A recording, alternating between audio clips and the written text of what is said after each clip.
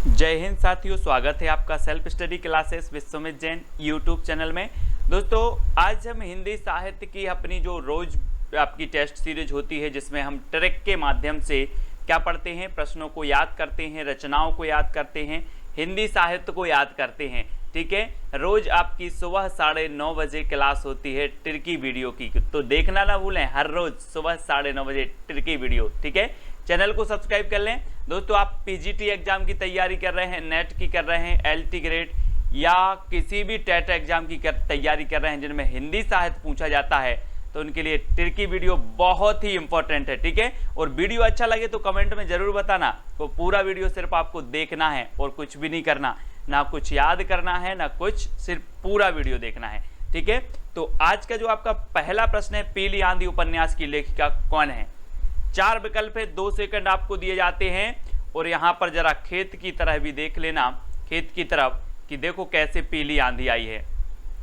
तो आपका बिल्कुल सही आंसर हो जाएगा क्या, प्रभा खेतान। दोस्तों, आपने देखा कि पीली आंधी कहाँ पर आती है, खेतन में आती है, खेतों में आती है ना, क्योंकि जब सरसों फूलता है तो पीला पीला आंधी आ जाती। ठीक है, तो कहाँ आती पीली आंधी, खेतन में। तो पीली आंधी उपन्यास की लेखिका कौन होंगी, प्रभा खेतान। प्रभा खेतान यानी आ नंबर आपका बिल्कुल सही हो जाएगा। ठीक है, याद हुआ बिल्कुल। तो अगला प्रश्न बताना है, अपनी खबर आत्मकथा के लेखक कौन है। 4 विकल्प हैं, 4 में से एक का चयन करना है, फिर मैं आपको बताऊंगा। मैं आपको बता देता हूं दोस्तों कि अपनी खबर किन्हें नहीं रहती। अपनी खबर जो उग्र हो जाते हैं, जो उग्र हो जाते हैं, उन्हें अपनी खबर नहीं रहती कि मैं मर रहा हूं कि जी रहा हूं कि क्या हो जाएगा, उन्हें अपनी खबर नहीं रहती। जो उग्र हो जाते हैं, तो अपनी खबर आत्मकथा किसकी होगी, किसकी होगी, उग्र जी की। पांडे बेचन शर्मा उग्र। ठीक है, आ नंबर आपका बिल्कुल सही हो जाएगा। ठीक है, और आत्मकथा की बात आई है दोस्तों, तो आत्मकथा आपको पता है कि राजेंद्र प्रसाद की क्या है, सत्य की खोज, सत्य की खोज है ना, बनारसी दास जैन अर्ध कथानक है ना, तो इनको भी आपको याद रखना है। नेक्स्ट देखो, अंधा युग के रचनाकार कौन है। अंधा युग, दोस्तों आपको पता है कि धर्म ना हो तो युग भी कैसा हो जाता है, अंधा युग हो जाता है। आपने देखा होगा इतिहास में, धर्म विहीन राज्य अंधा युग रहा, धर्म विहीन राज्य का जो युग रहा वो अंधा युग रहा। धर्म की बहुत ही भूमिका रहती है, इसलिए अंधा युग होगा जिसमें धर्म नहीं होगा। तो अंधा युग के रचनाकार कौन होंगे, धर्मवीर भारती है ना। एक रचना और याद रखना, मुक्ति बोध जी की, मुक्ति बोध जी की कामायनी पुनर्विचार। कौन सी, कामायनी पुनर्विचार इनकी रचना है, और कामायनी जयशंकर प्रसाद की और कामायनी पुनर्विचार मुक्ति बोध जी की है। ठीक है, अज्ञे जी को भी याद रखना है, अज्ञे जी भी रचनाकार हैं अपने कितनी नाव में कितनी बार है ना, ये भी याद रखनी है। बहुत सारी रचनाएं हैं, प्रयोगवाद के माने जाते हैं, श्रेष्ठ कवि हैं अज्ञे जी। अगला बताना, रीति काव्य में कौन सा काव्य रूप अपनाया गया है। जी हाँ दोस्तों, काव्य रूप आपको बताना है, और रीति काल आपने पढ़ा है, सिद्ध काव्य धारा है ना, आपने पढ़ा है ना, रीतिबद्ध, रीति सिद्ध, रीति मुक्त है ना। रीति काव्य धारा में ये धाराएं पढ़ी हैं आप लोगों ने। और दोस्तों आपको एक मुक्त धारा भी है रीति काल में, कौन सी है, रीति मुक्त। तो रीति काव्य में कौन सा काव्य रूप अपनाया जाएगा, मुक्तक काव्य। मुक्तक काव्य यानी कि सा नंबर आपका बिल्कुल सही हो जाएगा है ना। रीति काव्य में कौन सा काव्य रूप अपनाया गया, मुक्तक काव्य अपनाया गया, यानी सा नंबर आपका बिल्कुल सही होगा। बूंदी नरेश भावसिंह के दरबारी कवि कौन थे। बूंदी नरेश भावसिंह के दरबारी कवि बताना है। और दोस्तों यहाँ पर आ रहा है भाव है ना, और यहाँ पर आ रहा है आपका उत्तर मति। तो आपको पता होगा दोस्तों, भाव हम बोलते ना यार कि मेरे भाव बन रहे हैं कि कुछ अच्छा खाया जाए है ना, भाव। और मति आप बोलते यार उसकी कैसी मति हो गई, उसने ऐसा काम कर दिया, बोलते ना। तो मति यानी कि भाव, और भाव यानी कि मति। तो भाव से के जो दरबारी कवि थे वो कौन थे, मति, क्योंकि मति और जो भाव हैं एक दूसरे के क्या हो जाएंगे, पर्यायवाची। तो आ नंबर आपका बिल्कुल सही हो जाएगा, मतीराम। ठीक है, भाव से के दरबारी कवि कौन थे, मतीराम थे। आ नंबर आपका सही होगा। भिखारी दास के भी रीति काल के हैं, देव कवि भी आपको पता है ना, रीति काल से संबंधित है। पद्माकर आपके भक्ति काल से संबंधित हैं। देव कवि ने आपने संचारी भाव पढ़े होंगे 33, लेकिन 34वां संचारी भाव किसने माना? देव कवि ने। ये चीज भी आपको याद रखनी है। अगला बताना है आनंद अरुणोदय की रचयिता कौन है दोस्तों? आनंद अरुणोदय, भारतेंदु, राधा कृष्णदास, कुंभन दास या फिर प्रेम घन। और दोस्तों अगर प्रेम के बादल छा जाएं, प्रेम के घन छा जाएं, तो आपको आनंद आता है कि नहीं आता? सभी को आनंद आता है। तो प्रेम के बादल छा गए, बोले प्रेम के घन छा गए, तो आनंद आ रहा है। तो आनंद अरुणोदय के रचनाकार कौन होंगे? कौन होंगे? प्रेम घन। प्रेम घन यानी विकल्प नंबर जो डी है वो बिल्कुल सही हो जाएगा। बात कर लेते दोस्तों भारतेंदु जी की। भारतेंदु जी के नाम पर सभी को पता है कि इनके नाम पर आधुनिक काल का प्रथम काल जिसे भारतेंदु युग कहा जाता है, इन्हीं के नाम पर रखा गया। और भारतेंदु जी का जन्म कब हुआ था? 1850 में। 1850 में हुआ और 1885 में इनकी क्या हो गई थी? मृत्यु हो गई थी। किसकी? भारतेंदु जी की। तो ये चीज भी आपको याद रखनी है, ठीक है। कुंभन दास तो आपको पता है अष्टछाप के कवि हैं, इनके गुरु का नाम वल्लभाचार्य है कुंभन दास के, ठीक है। अगला बताना अछूत की शिकायत के रचनाकार कौन है? 4 विकल्प है, 2 सेकंड भी आपको दिए जाते हैं। दोस्तों एक चीज बताना है आपको, आपने वो फिल्म देखी होगी सूर्यवंशम। सूर्यवंशम देखी ना, उसमें अमिताभ बच्चन का नाम क्या होता है? हीरा। और हीरा के साथ ऐसा प्रयोग किया जाता है, ऐसा व्यवहार किया जाता है जैसे वो अछूत हो। कैसा हो? अछूत हो। तो अछूत की शिकायत यानी कि हीरा डोम, हीरा डोम, ठीक है। हीरा डोम आ नंबर आपका याद रख लेना, हीरा डोम, है ना। और लालदास की एक रचना है दोस्तों अवध विलास। अवध विलास कई बार पूछी गई है। लालदास की रचना कौन सी है? अवध विलास है। शिवराज सिंह बेचैन, इनकी एक रचना कई बार पूछी जाती है दोस्तों, चमार की चाय। कौन सी है इनकी रचना? चमार की चाय। किसकी? शिवराज सिंह बेचैन, ठीक है। तो ये चीज भी याद रखनी। 2017 की ये रचना, इसका रचना काल है चमार की चाय का, ठीक है। अगला बताना है करुणा कादम्बिनी के रचनाकार कौन है? करुणा कादम्बिनी। तो दोस्तों एक चीज बताना कि अपने संसार में देखा होगा कि सबसे ज्यादा करुणा व्यक्ति कब करता है? कब करता है? जब व्यक्ति चला जाता है। बोले गया, बहुत अच्छा था, गया, है ना, इस दुनिया से। और जब तक जिंदा रहा, जब तक पानी नहीं दिया एक लोटा, और बोले गया, बहुत अच्छा था। तो करुणा बरसा रहे हैं। तो करुणा बरसा रहे किसके लिए? गए के लिए। तो गया करुणा कादम्बिनी के रचनाकार होंगे गया प्रसाद शुक्ल स्नेही। और इनका एक उपनाम भी पूछा जाता है, आपसे पूछा जाता है कि त्रिशूल किसका उपनाम है? किसका? त्रिशूल किसका उपनाम है? तो गया प्रसाद शुक्ल स्नेही का उपनाम है त्रिशूल, ठीक है। बात करें पंडित महावीर प्रसाद द्विवेदी की, तो दोस्तों ये 1903 में सरस्वती पत्रिका के क्या बने थे? संपादक बने थे। अब देखना बहुत सारे लोगों को क्या रहता है, इसमें कंफ्यूज रहता है। कैसे? सरस्वती पत्रिका के जो संस्थापक थे, संस्थापक वो कौन थे? चिंतामणि घोष। कौन थे? चिंतामणि घोष थे, ठीक है। संपादक को बने महावीर प्रसाद द्विवेदी, लेकिन दूसरे संपादक, प्रथम संपादक कौन थे? श्याम सुंदर दास, ठीक है। 1900 ईस्वी में सरस्वती पत्रिका का प्रकाशन हुआ, ठीक है। संपादक कौन थे? श्याम सुंदर, ठीक है ना, याद रख लेना। लेकिन 1903 में कौन बने? महावीर प्रसाद द्विवेदी, है ना। बाल मुकुंद गुप्त की बात करें तो भारतेंदु युग और द्विवेदी युग के बीच की कड़ी कहा जाता है, समन्वय का कवि कहा जाता है बाल मुकुंद गुप्त को, ठीक है। और मैत्री शरण गुप्त को तो पता ही है, यानी राष्ट्र कवि कहा जाता है मैत्री शरण गुप्त, ठीक है। भारत भारती, है ना, इनकी रचना है। अगला है साकेत महाकाव्य में कितने सर्ग हैं? मैंने आपको बताया था दोस्तों, एक हिंदी साहित्य में चलता है 12 का आंकड़ा। 12 लकी नंबर है हिंदी साहित्य का। 12 कैसे लकी नंबर है? यहाँ पर 12 लिखा, आपने देखा कि साकेत में कितने सर्ग? 12, ठीक है। और रामानंद के कितने शिष्य? कितने शिष्य? रामानंद के 12, ठीक है। और वारकरी संप्रदाय जो है, जो आपने देखा होगा कौन सा? आलवार संप्रदाय में कितने हैं? 12, है ना। आलवार कितने थे? 12 आलवर थे। तो वारकरी नहीं, आलवर, ठीक है। आलवर भी आपको याद रखना है ना। तो ये 12 का चक्कर बहुत भयंकर है दोस्तों। 12 बहुत सारी चीजें आती है। वैसे ही साकेत महाकाव्य में कितने सर्ग हैं? 12 सर्ग हैं। और इनके 12वें सर्ग में कभी कभी पूछा जाता है कि किस सर्ग में लक्ष्मण और उर्मिला का जो है मिलन हुआ है साकेत के, तो 12वें सर्ग में हुआ है। ठीक है, तो 12वें सर्ग में याद रखना है। अगला बताना जयशंकर प्रसाद का आरंभिक उपनाम क्या था। आरंभिक उपनाम बताना है दोस्तों। बात कर लेते हैं जयशंकर प्रसाद जी की, है ना।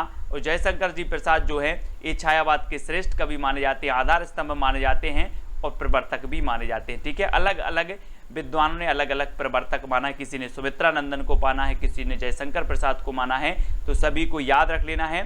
ठीक है, और जयशंकर प्रसाद का जो आरंभिक उपनाम था वो क्या था, कलाधर। क्या नाम था, कलाधर। अगर आपको कला सीखनी है तो आप कहाँ जाओगे, शंकर जी के पास जाओगे, है ना। कहाँ जाओगे, शंकर जी के पास जाना, भगवान कला सिखा दो हमें। तो कला सीखनी है तो कहाँ जानी, शंकर जी, यानी कि जयशंकर प्रसाद जी का उपनाम था कलाधर।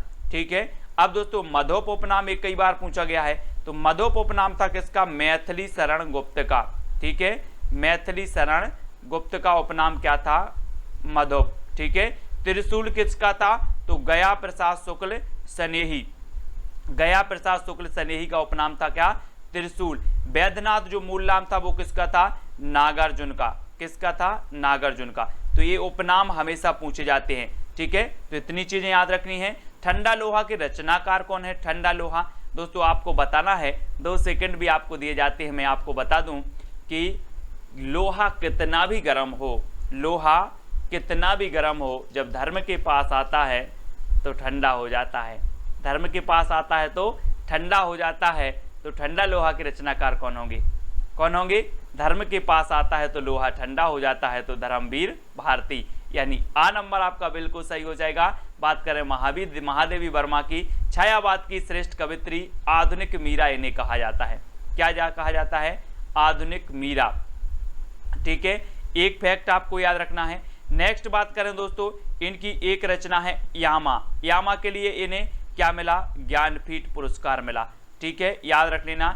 इनकी रचनाएं और भी हैं, रश्मि है, नीरजा है, निहार है, महादेवी वर्मा जी की, इनको आपको याद रखना। हजारी प्रसाद द्विवेदी की बात करें तो हिंदी साहित्य के आदिकाल को इनने आदिकाल नाम दिया, है ना। हिंदी साहित्य का उद्भव विकास, हिंदी साहित्य की भूमिका, हिंदी साहित्य का आदिकाल, इनके ही ग्रंथ है हजारी प्रसाद द्विवेदी की। एक और श्रेष्ठ रचना पूछी जाती है, अशोक के फूल। अशोक के फूल, ये रचना किसकी है, तो अशोक के फूल भी हजारी प्रसाद द्विवेदी की है। ठीक है, तो इतनी चीज याद रखनी है। फिर आपको बताना है सिद्ध साहित्य किसकी रचना है, सिद्ध साहित्य। जी हाँ दोस्तों, ये किसकी है, धर्मवीर भारती की, राहुल सांकृत्यायन की, सरहपा की, या फिर रामचंद्र शुक्ल की। अभी तक आपने पढ़ा है दोस्तों कि सिद्ध काव्यधारा, सिद्ध काव्यधारा पढ़ा, जैन साहित्य, सिद्ध साहित्य, ये पढ़े हैं आपने। लेकिन आज रचना भी पढ़ लो कि सिद्ध साहित्य जो रचना है वो किसकी है, धर्मवीर भारती की, है ना। और आपको पता है कि धर्म में बहुत सिद्धि चलती है। आपने बोला कि मैंने वेद मंत्र का जाप किया, मुझे सिद्धि हो गई, तो सिद्धि हो गई यानी कि सिद्ध साहित्य, है ना। तो धर्मवीर भारती इस प्रकार से याद रख लेना, इनकी रचना है। और राहुल सांकृत्यायन की बात करें तो राहुल सांकृत्यायन ने हिंदी का प्रथम कवि कैसे माना है, सरहपा को माना है। ठीक है, राहुल सांकृत्यायन की आत्मकथा का नाम है दोस्तों मेरी जीवन यात्रा। मेरी जीवन यात्रा, ये चीज भी आपको याद रख लेना है। ठीक है, और मेरी जीवन यात्रा और किसकी है, तो जमुना देवी बजाज की भी आत्मकथा का नाम है। जमुना देवी बजाज की आत्मकथा का क्या नाम है, मेरी जीवन यात्रा। ठीक है, सरहपा की बात करें तो हिंदी के प्रथम कवि हैं और इनकी एक रचना है कौन सी, दोहा कोश। इसको भी आपको याद रख लेना, दोहा कोश। ठीक है, रामचंद्र शुक्ल तो है ही हिंदी साहित्य का इतिहास इनका। ठीक है, हिंदी शब्द सागर की भूमिका के रूप में इनका 1929 में प्रकाशन हुआ था, है ना। तो याद रख लेना है। अगला आपको बताना है हिंदी शब्दानुशासन के लेखक कौन है। हिंदी शब्दानुशासन दोस्तों एक चीज बताना कि शब्दों का अनुशासन किसको सिखाया जाता है, किसको सिखाया जाता है, जब एक बालक किशोरावस्था में पहुंचता है, किशोरावस्था में पहुंचता है तब उसे सिखाया जाता है शब्दों का अनुशासन। तो हिंदी शब्दानुशासन के लेखक कौन होंगे, किशोरीदास वाजपेयी। ठीक है, याद रख लेना, इनकी रचना है, बहुत ही महत्वपूर्ण रचना है, हिंदी शब्दानुशासन के लेखक किशोरीदास वाजपेयी। और दोस्तों आपको याद रख लेना है, कभी आपसे अगर पूछा जाए कि हिंदी का पाणिनि किसे कहा जाता है, हिंदी का पाणिनि किसे कहा जाता है, तो वो कहा जाता है किशोरीदास वाजपेयी को। ये चीज भी याद रखनी है। ठीक है। अगला क्वेश्चन है अंगद पेज के रचनाकार कौन है? प्रश्न क्रमांक 14 का उत्तर आपको बताना है। दोस्तों एक चीज बताना, आपने रामायण देखी होगी और आपने देखा होगा अंगद रहते एक अंगद, और अंगद अपना पेज रोप देते हैं लंका में, किसकी कृपा से? किसकी कृपा से? ईश्वर की कृपा से। किसकी कृपा से? ईश्वर की कृपा से अंगद ने पैर रोप दिया। तो अंगद पेज ईश्वर की कृपा यानी कि ईश्वरदास, ठीक है, इनकी रचनाकार हो जाएंगे। नावादास के बारे में आपको पता है, इनकी रचना है कौन सी?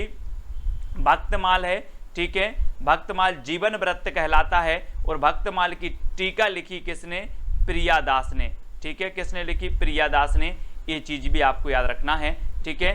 अग्रदास भक्त है, नावादास के गुरु हैं अग्रदास, और दोस्तों अग्रदास की एक रचना है कौन सी? ध्यान मंजरी। ध्यान मंजरी किसकी रचना है आपसे पूछा जाएगा, तो ये अग्रदास की है, ठीक है। इतनी चीजें याद रखनी है। अपराजिता के रचनाकार कौन है? अपराजिता रामेश्वर शुक्ल अंचल, दिनकर, तुलसीदास या फिर माखनलाल चतुर्वेदी। तो दोस्तों आपको बताना है, आप जिस भी अंचल के हो, आप जिस भी अंचल मतलब होता है क्षेत्र, ठीक है, आप जिस अंचल के हो वहां पराजित होगे क्या? नहीं होंगे। हर व्यक्ति अपने अपने अंचल में कैसा है? मैं तो अपने अंचल में अपराजित हूं बोलूं, मुझे कोई पराजित नहीं कर सकता। तो अंचल में क्या हैं? अपराजित हैं। तो रामेश्वर शुक्ल अंचल है ना, अपराजिता के रचनाकार होंगे अंचल साहब, है ना। दिनकर के बारे में सभी को पता है, उर्वशी इनका श्रेष्ठ उर्वशी इनकी रचना है, ठीक है। और उर्वशी के लिए इनको क्या मिला है दोस्तों? ज्ञानपीठ पुरस्कार मिला है। उर्वशी एक रचना जयशंकर प्रसाद जी की भी है, वो भी याद रखना है, ठीक है।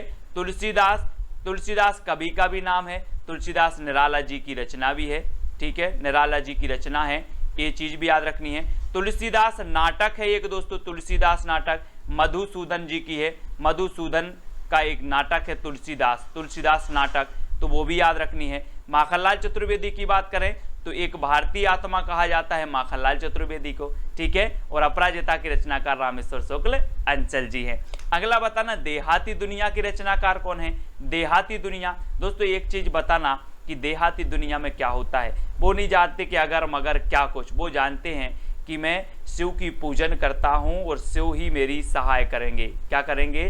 शिव ही सहाय करेंगे। कहां पर? देहाती दुनिया में। तो देहाती दुनिया किसकी होगी? शिव पूजन सहाय, क्योंकि शिव की पूजन ही सहाय है देहाती दुनिया में। तो आपका जो विकल्प नंबर 1 है वो बिल्कुल सही होगा, ठीक है, याद रख लेना। बात गोकुल दास की बात करें तो दोस्तों आपको कई बार बताया है 252 वैष्णव की वार्ता और 84 वैष्णव की वार्ता, ये जीवन व्रत हैं गोकुल दास के, इनको भी याद रखना है। हालाते कन्हैया की रचनाकार कौन है? प्रश्न क्रमांक 17 विद्यापति, मलिक मोहम्मद जायसी, हजारी प्रसाद द्विवेदी या अमीर खुसरो। हालाते कन्हैया, दोस्तों एक चीज बताना कि आपको पता है लॉकडाउन में हालात भी बिगड़ गए, किसके? अमीरों के भी, अच्छे अच्छे अमीरों के हालात बिगड़ गए। तो हालाते कन्हैया किसकी है? अमीर खुसरो, ठीक है, अमीर खुसरो याद रख लेना, ठीक है। विद्यापति को सभी जानते हैं, इन्हें अभिनव जयदेव कहा जाता है, कवि शेखर भी कहा जाता है, ठीक है, अभिनय जयदेव भी, और मैथिल कोकिल भी कहा जाता है, मैथिल कोकिल, ठीक है, किसे? विद्यापति को। और पदलता पताका इनकी रचना है, पदावली, कीर्तिलता और कीर्ति पताका, ठीक है, ये चीज आपको याद रखना है, ये किसकी है? विद्यापति जी की है, ठीक है। और जायसी का पद्मावत तो आपको पता ही है। मंगलसूत्र के रचनाकार कौन है दोस्तों? प्रेमचंद की जब मैं आपको रचना याद करवाऊंगा ट्रिक से, तो प्रेमचंद जी का मंगलसूत्र क्या रह गया? अधूरा रह गया। प्रेमचंद जी का जो मंगलसूत्र उपन्यास है ये क्या रह गया? अधूरा रह गया।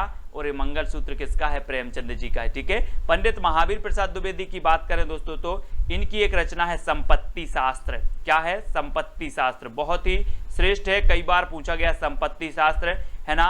और याद रख लेना कौशल लाभ की तो आपको पता ही है ना, कौशल लाभ, ढोला मारूरा दूहा कौशल लाभ, कल्लोल कभी कभी ऐसे आता है, ठीक है। अगला बताना है जयशंकर प्रसाद का प्रथम नाटक कौन सा है। अब जयशंकर प्रसाद की बात आती है तो मैं आपको हर बार बताता हूं कि इनका एक कामायनी नाम का महाकाव्य है, कामायनी नाम का, ठीक है, जिसमें कितने सर्ग हैं? 15 सर्ग हैं, ठीक है, याद रखेंगे। और दोस्तों जयशंकर प्रसाद ने बहुत नाटक लिखे हैं इन्होंने, सज्जन इनका प्रथम नाटक माना जाता है। प्रायश्चित इनका नाटक है, कामना इनका नाटक है, कल्याणी परिणय है, राजश्री इनका प्रथम ऐतिहासिक नाटक है। कभी आपसे पूछा जाए कि जयशंकर प्रसाद का प्रथम ऐतिहासिक नाटक कौन सा है, तो राजश्री इनका प्रथम ऐतिहासिक है ना। चंद्रगुप्त, स्कंदगुप्त, ये सारे नाटक इसके हैं, जयशंकर प्रसाद जी के हैं, तो इनको आपको याद रखना है। अगला आपको बताना है दोस्तों, और मैं आपको बता दूं कि जो सज्जन पुरुष होते हैं वो कहाँ जाते हैं, शंकर जी की पूजन करने जाते हैं सज्जन पुरुष, है ना, याद रख लेना। अगला है क्या भूलूं क्या याद करूं, किस विधा की रचना है दोस्तों, तो जल्दी से बताएं, मैं आपको बता दूं हरिवंश राय बच्चन जी की आत्मकथा है क्या भूलूं क्या याद करूं, है ना, और ये क्या है, आत्मकथा है, बहुत ही बढ़िया है, कई बार एग्जाम में पूछी गई आत्मकथा है क्या भूलूं क्या याद करूं, मोस्ट इंपॉर्टेंट भी है, तो इसको याद रखें, ठीक है। अब दोस्तों आपका चैलेंज प्रश्न की बारी है, और चैलेंज प्रश्न में आपको उत्तर बताना है कि महावीर प्रसाद द्विवेदी सरस्वती पत्रिका के संपादक कब बने, 1903 में, 1900 में, 1901 में या 1920 में। महावीर प्रसाद द्विवेदी सरस्वती पत्रिका के संपादक कब बने, ये आपको बताना है, और वीडियो को लाइक करके शेयर अवश्य करना है, 2 लाइन मोटिवेशन की जरूर लिखना है, ठीक है। और महावीर प्रसाद द्विवेदी के बारे में कितना आप जानते हो वो भी आपको कमेंट में लिख देना है, सरस्वती पत्रिका के बारे में जो जानते हो वो भी कमेंट में लिख देना है, ठीक है। और पिछले वीडियो जरूर देखना है, वीडियो को लाइक करना है। पिछले वीडियो में हमें विनय पत्रिका की भाषा पूछा था कि भाषा क्या है, तो ब्रज भाषा है, ये चीज भी आपको याद रखनी, विनय पत्रिका की भाषा क्या है ना, ब्रज भाषा है, ठीक है, याद रख लेंगे। और जो भी हमारे साथी अभी तक टेलीग्राम ग्रुप से नहीं जुड़े हैं वो टेलीग्राम ऐप डाउनलोड करना, उसमें सर्च कर लेना IAS स्टडी ट्रैक और ज्वाइन हो जाना, ठीक है। और जो भी अभी व्हाट्सएप ग्रुप से नहीं जुड़े हिंदी साहित्य से, वो 9098609291 इस पर आप मैसेज करोगे तो आपको लिंक मिल जाएगी व्हाट्सएप ग्रुप की, और आप ज्वाइन हो जाना हिंदी साहित्य का WhatsApp group from net exam, JRF, PGT, LT grade और RPSC एग्जाम, सभी एग्जाम के लिए बहुत ही महत्वपूर्ण है, ठीक है। तो आज का वीडियो कैसा लगा कमेंट में बताएं, और वीडियो को लाइक करके अपने मित्रों तक शेयर करें। जय हिंद,